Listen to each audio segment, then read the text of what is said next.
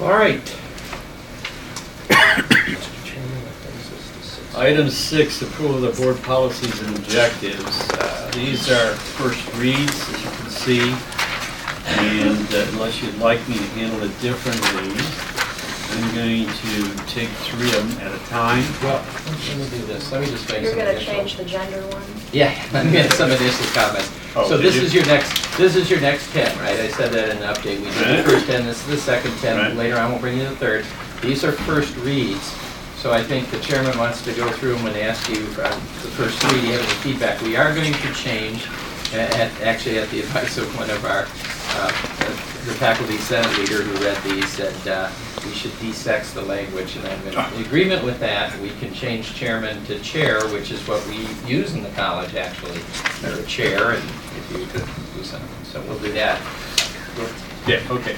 So I'll just so the audience knows, 6.1 is the policy 111, organization revised, first reading. Item 6.2 is the policy 112, officers of the board, revised, first reading. Item 6.3, policy 113, duties of the officers, revised, first reading. Comments, suggestions on any of those 3? Yes, over conversation earlier this evening, I brought up on the organization in regard to the officers of the board that historically, well, first of all, the issue of whether or not there's a new reorganization meeting if the chairman of the board resigns or leaves the board for any reason, the statutes are silent on that, at least as far as my reading of them goes.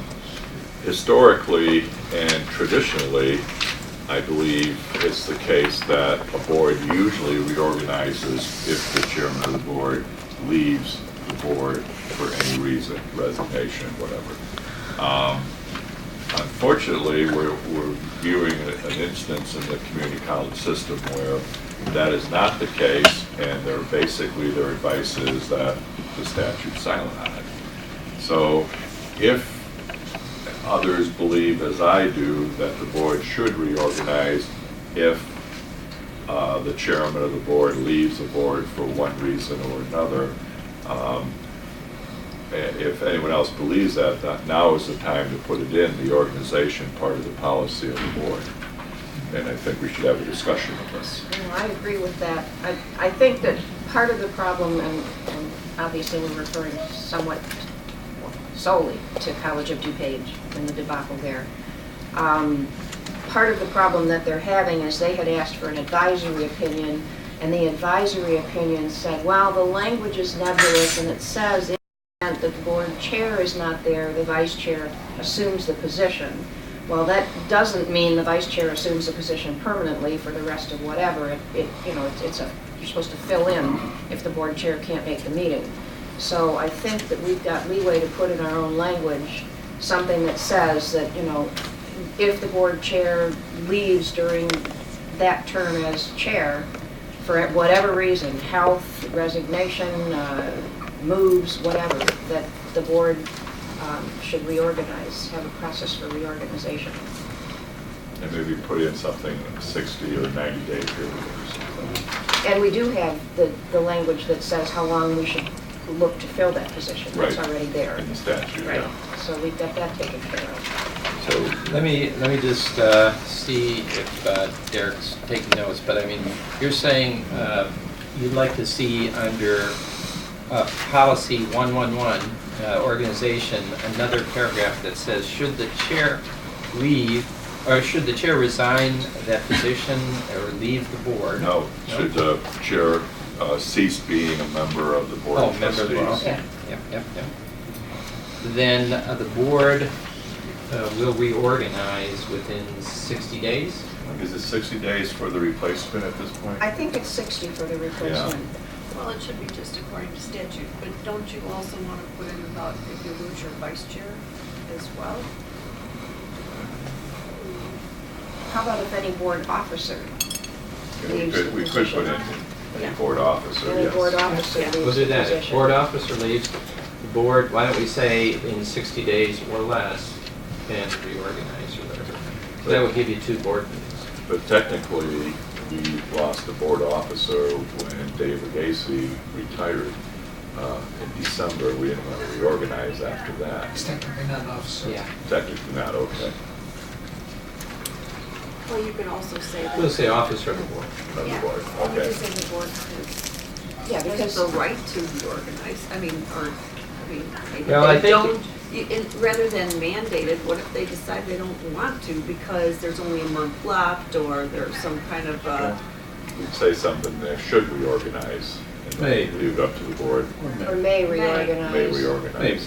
The only thing I'd point out is that if you're trying to escape what's happening, it's at COD. Yeah, that wouldn't do it, You Right, would wind up back at COD. right. right. Yeah, you're right.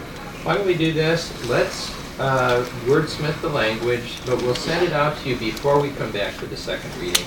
yeah. Get yours, so we'll get it to you within 2 weeks, and you'll have 2 more weeks. Well, in fact, what we could do. Can we just see if the board is in agreement Oh, with yeah, this? yeah, Because yeah, I don't want to sure, impose sure. anything, Yeah, yeah. I'd like to have a discussion. Sure. Yeah, Trustee Paul, you okay with that? No comment. I assume you are? Yeah. Trustee Al?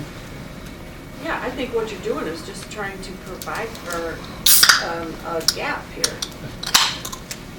It's a governance issue that we're trying to make sure that we can do the job that we need to do.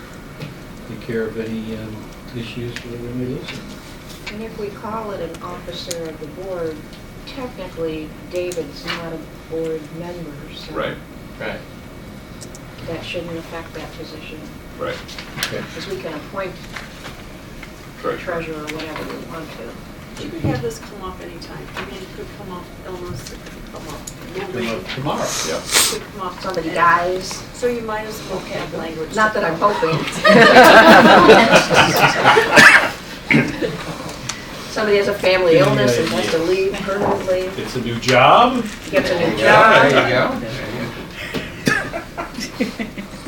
That's a conflict of interest. Conflict of interest. But I do agree, I think it's may, it's not really Yes. mandate. Okay. Well, but what But Bob it's just May, said but is if May's you gonna put put us may, right back to where we were. Right. See, the point of it, Names, yeah. the problem they have is they're not required because of that. So you ought to just leave it or require it.